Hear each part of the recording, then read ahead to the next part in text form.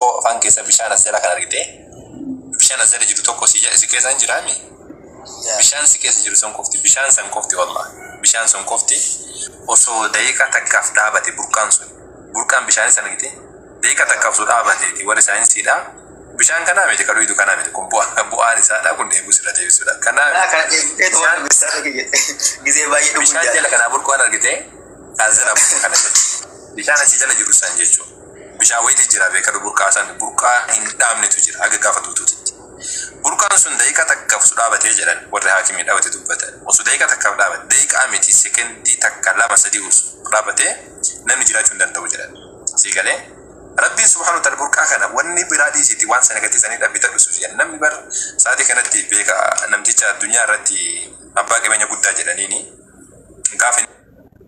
jala jiru beekuu danda'a komentii baniif mi beekuun oolanii jarri maqaa san dagadha namticha abbaa qabeenya san hin gaafatan gaafa duudhaaf qabu keessaa nabi Allah kadaritti deebinaa hin gaafatan gaafa gaafatanii mee maal hawwitaa jedhanii inni dhibeedhaan ta'e beekadha dhibeedhaan ta'e wallahi jedhe gaafa san osoo duniyaan an qabu guutuun wanni an ittiin bashannane guutuun isaadha narra hafeetiin fayyaa takkatti tana qofa qabaadhe inni wanni ittiin du'e gaafsanii hafuura wanni qilleensa seenutti ta'e jedha oksijiina jechuudha oksijiina kana qofa nagaan akka hiyyeessi baafatu kanatti hiyyeessi jechuudha akka hiyyeessi waan jedhe abbaa qabeenya santu maal jedhe komentii banii forra komentiitiif maal jedhetiin dubbate osoo ani oksijiina nagaadha argadhe akka oksijiina hiyyeessi argatu san argadheeti duniyaan kiyya guutuun isiidhaan irraa haftanii kajeelaa jedha abbaa qabeenya guddaadha. Si galee. Daatii kana fakkeenyaaf amma Finfinnee keessa osoo deemtan abbaa qabeenyaa tokko beeka hoomama isaa takka tasaadhaa mujaan hin beekana fakkaata hoomman ka Haaji Ibraahimii Qaallichi jechuudha. Maal jedha isa tuuhuu Finfinnee keessa ta'a abbaa qabeenya guddaadha. Nama biyya alaatiitti nagadu malee wannaadha abbaa qabeenya beekamaa Itoophiyaa keessatti. maal jedha isatu mana libereetuma qabu hunda qaba laakiin abbo rabbii subhanahu wa ta'ala dhibeetti godheeti maal nyaata beeytanii qixxaa garbuudha nyaata sanbiran dabbo mana qixxaa garbuudha foon nyaachuu danda'u wanta kan nyaachuu danda'u maaliif jennaan haakimitu dhufu namoonni akkana kun maal hawwan osoo akka hiyyeessi foon sirritti alancheetiin nyaatu kana osoo nyaadheeti danda'e osoo nyaadhee jedha nam tokko natti manii hin jiran dirre dhawaadha jedhanii abbaa qabeenya guddaadha jedhan biyya san keessatti abbaa maqaa isaa dandaqadhan hiyyeessa taa'ee kajeelaa jedhan akkanatti wardiyaa isaadha kajeelaa jedhan digale osoo fayyamaa akka wardiyaa kiyyaa kana qabaadhee qabeenya akkasitti nyaachuu danda'e waan biraa dhiise duniyaa kana guutuu dhabee akka wardiyaan keenyaatu kana osoo nyaadhee maali jennaan fayyaan rabbiin sababa kenna dhuguma jettanii funyaan kan kee ijatan teetana rabbiin si keessatti ibsu namoota hedduudha kamiidha dhaban kamaal jedhan nabi rabbiidha alayhi salaam yoo nam tokko qormaata wayii qormaatameetiin jee nama isaa gadiidha haalaalu jedha santuu shukriidhaaf isa yaamaa jedhan qabeenya naan kennin hin jedhe qabeenya guddaadha rabbiin subhaanahu wa ta'ala si bira qaba wantoota gurguddaa sirkaa qabu osoo fakkeenyaaf amma harka kan kee kana meeqatu gurguratta siin jedhaniiti harka kan kee kana gurguratta harka kan kee sirraa murree miliyoona tokko si kennin yoo jedhan hin kennitu bara quba tokkicha hoo harka tokkichaa miti miliyoona si kennin quba tokkicha si amuru hin kennitu bara ijata si keessaa baafnaati miliyoona tokko si kennin osoo jedhan naan kennin hin barbaadu jedhan mana guddaa si kennin ijatan si keessaa baafna hin barbaadu jedha abadan ijatan keessaa baaftanii gasanii manni sun irraa jedhu dhugaa dubbachuudhaaf miliyoona lamoonaa kan itti ijatan harka keessaa baasuudhaaf qophiidha maal jettan لا أتدري ما بتدري سكتدري لا شك لا كم لغات يعني أنا ربين كي ليس أكاسي جريني ليس جولوم ما سجرا ما تكاسي برسات يعني إسكانا وانا سنجري في يرس نباجي إسكانا ساتي سنرا فرد دي فمنا قد أقول يعني كتر لي واي كيسنا رجع تاني دو فيس شاغلي غافين كي نا دمشنا دي بيجي إيه هذا Mero takata nabi Allah kata tani himeti mitubasha nabi Allah kadir tana buku badde situ murati ayya kisa nabi Allah kadar hadari fi nabi Allah Musa alayhi salam gafar kantu nabi Allah kadari fi nabi Allah Musa alayhi salam gafa nabi Allah kadari nabi Allah Musa tu bekta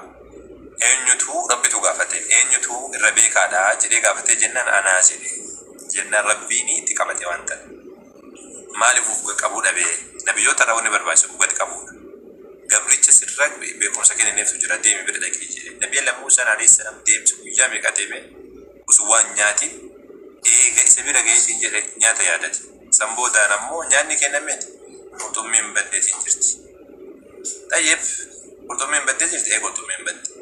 amma kama goonu mee naannoo kanaa teenyu jedhanii dadhabanii usumaan of duuba deebanii osoo laalanii namtichi achi jira dhaqaa jira assalaamu alaykum wa alaykum assalaam ati Musa saba Israa'el sanii jedhe tayyib eegasee nabi Allah Musa alayhi salam nyaata illee dagate eega beekumsa bira ga'e maal jedheeni sila hal attabi'uka ala an tu'allimani mimma 'ullimta rushda waan kajeelummaadha akkati na barsiiftu mee situ qabu waan na barsiiftaa jedheeni ati na wajjin obsuun dandeessu kaa jedhe maaliif jennaan wanni rabbiidhaaf subhaanahu wa ta'ala rabbiin beekuu fi wanni ati beektu garagaara sammuun tiyyibbuun xiqqoodha sammuun nabi Allah Musa alayhi salam akka xiqqaatti ilaalmeedha sirriitti ilaalme nabi Allah Musa jechuun nabiyyi guddaadha booda ammoo nabi Allah Musa alayhi salam fi khatar kaaniitiin deemu doonii yaabbatan gaafa doonii yaabbatan amma nabi Allah khatar madooshaa fuudhee kwa xaawulaa namaadhaa caccabsa maaf akkana gootaa abboo callisi siin hin jenne obsuun dandeessu siin hin jenne jedhe jennaani daatu akkadini maada sii ture tanan hin dagadhe tanan nakkabin hin dagadhe waan daguutiin nakkabin jedhe nabi Allah khatar alayhi salam waan san ittiin himne callisi nabi Allah Musa alayhi salam sammuun hin dandeenye lekka osoo taate illee sammuun hin dandeenye si galee wanni rabbiin subhaanahu wa ta'ala beeku wanni namni beeku garagaara muka namaadhaa caccabse bishaanitti gala dooniin tuni sanuu natsaa yaabbisanii beekadhu ujraadhaan malee yaabbisan achi kasi caccabsee jennaan booda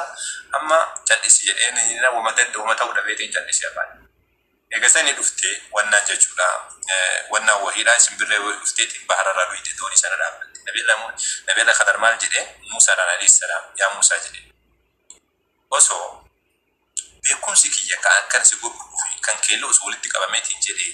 haga beekumsa rabbii biratti jedheen beekumsi kiyya afaan kille beekumsa rabbii biratti waan rabbiin nuu kenne kun haga simbirreen tun bishaan baharaa keessaa kana fudhattu san hin gahu jedhe homaa miti jedheen kun beekumsa hin qaba jedhu illee qaba jedhu la rabbii subhaanahu wa ta'ala kanatti way qaban eegasan hin deeman mucii ollee way taphattu irra dhufan nabi Allah Khadar mucaa qabee najjis mormarraa buqqise maal abbo maaliif mucaa qulqulluu ajjeefte callisiisiin hin jenne duratti obsuun dandeessu hin jenne tayyib sana malee yoo dubbadhe bekkaan ofirra na arii jedhe hin callisi osuma garaa gubbatu mucaan do'e nama do'e waan dudhan eegisan hin deeman ammas ganda wayii dhufan sheetichi sheeka jajjabaadha beekan sheeka jajjabaadha akka malee eegisanii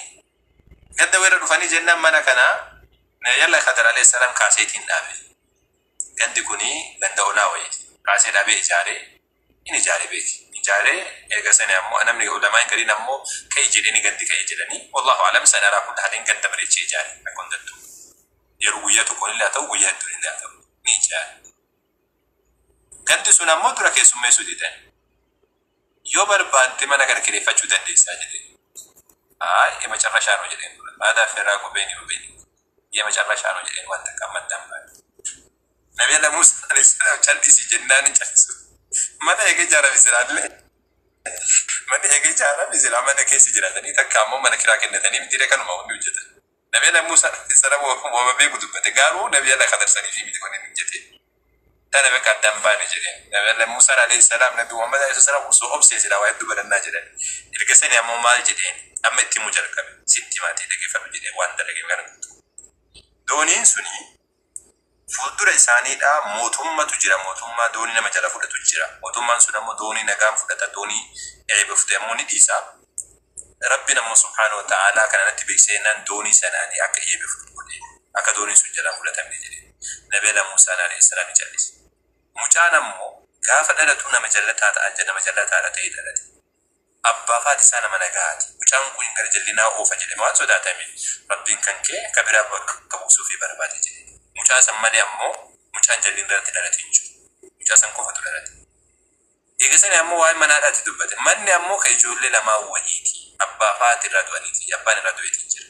jala isaadhaa warqiitu jira warqii san abbaan kaa'ee fi deemee ijoolleen sun guddattee haa baafachuu barbaade jedhe kana beekaa wanni sitti immoo wanni ati obsa irratti hin danda'een tana qabadhu deebi jedhe si galu jiraasa beekumsi nabiyyootaatu akkana akka nuti arginu fakkeenyaaf amma kitaabni kun kiyya كتابنا كون ربي سبحانه وتعالى كبيكوتي كتابنا كون يو كمان كيتا خيري لا تكامو شري توبيك أنا مو خيري لجري كبديتا سيغالي رسول ربي عليه الصلاة والسلام ما جلال قبروتا كريجي قبي توفيد أربي كجالة جلال ربي سبحانه وتعالى أكا هاتي إبدا ردايم وفينا دوويتو كبين يراك دوويت جلال سلام نساء همين يونسو نساء في دوانتي